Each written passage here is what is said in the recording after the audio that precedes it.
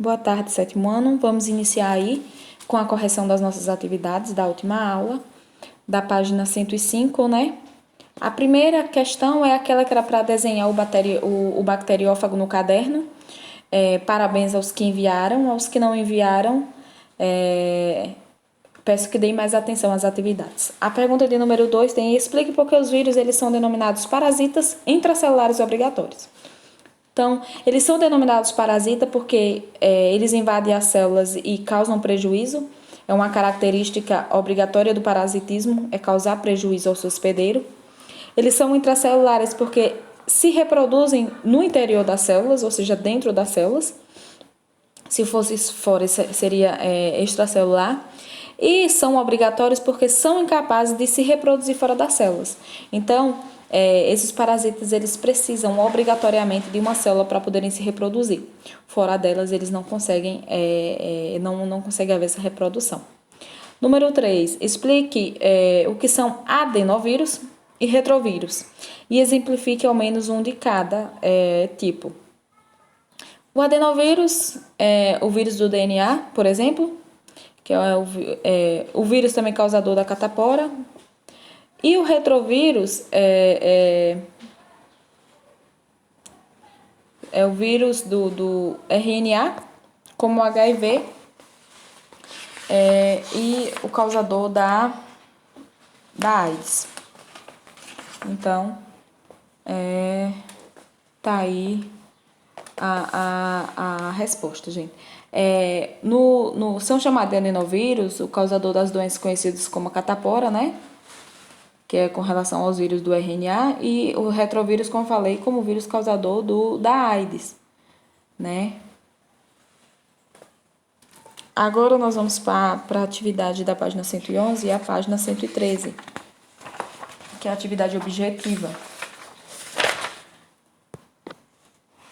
A imagem ficou ruim, gente, mas aonde está marcado dá para entender bem.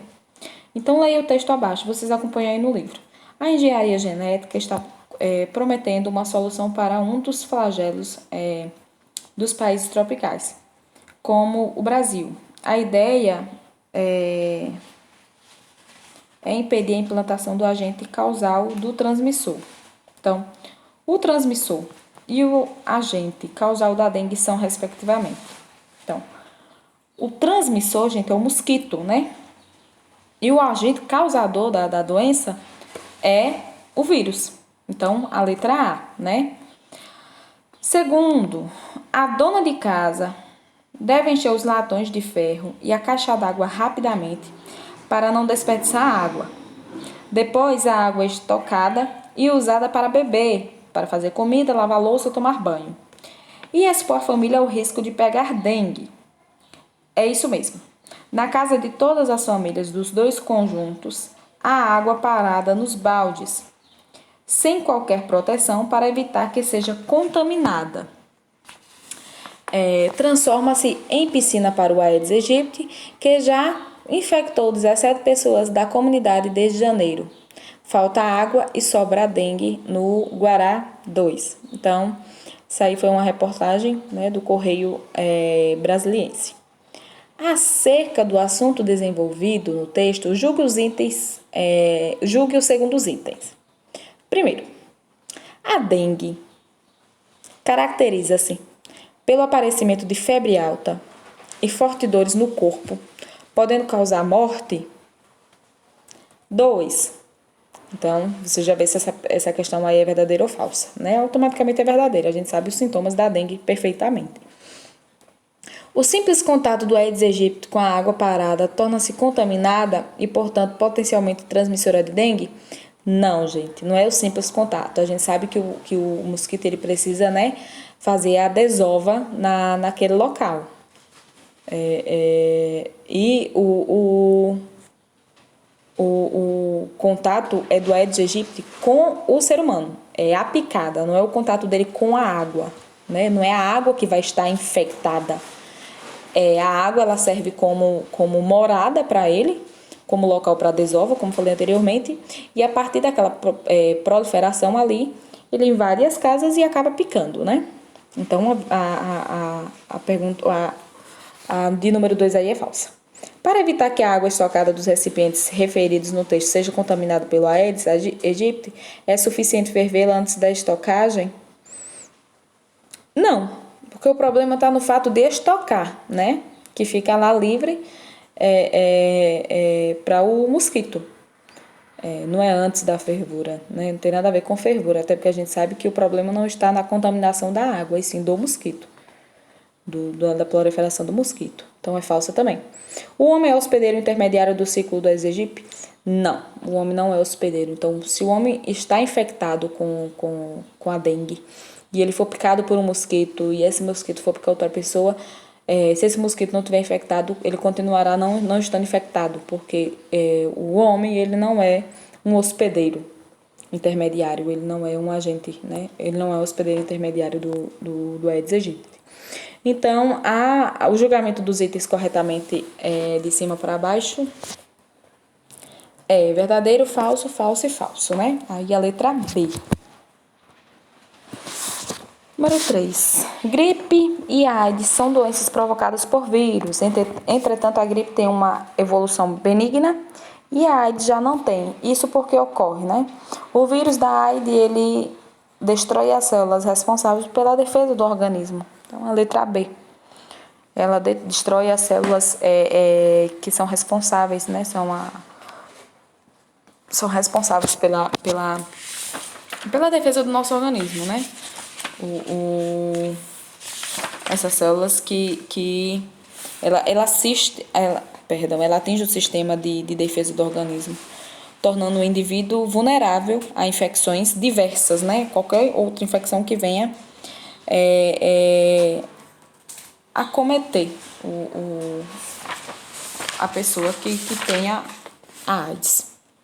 Então, a letra B. Número 4. Quanto ao modo de transmissão de algumas viroses, correlacione as colunas abaixo. Então, vamos lá. Sarampo. O sarampo, ele Vamos iniciar pela picada de inseto, né? Picada de inseto, mosquito. É aí a dengue, né? Mordedura, lambedura ou arranhadura por animal infectado. Raiva. Contato direto pelo ar com pessoas doentes. Sarampo. E contaminação por via digestiva, alimentos, água. Seria a poliomielite. Vamos lá. Vamos ver aqui um pouquinho sobre o sarampo. É uma doença contagiosa que provoca várias manchas avermelhadas, também pode causar febre, é transmitível diretamente do paciente contaminado por meio de secreção, né? Expelidas. Então, tá certo. A resposta correta é 5, 3, 1 e 2, letra B. Questão de número 5. Os vírus, eles não se ajustam bem a nenhuma das categorias tradicionais em que os seres vivos se distribuem, né? Sabe-se que são desprovidos de estrutura celular, constituídos apenas por genes e proteínas. Assinale a opção que apresenta apenas doenças causadas por vírus. Então, sarampo, poliomielite e raiva.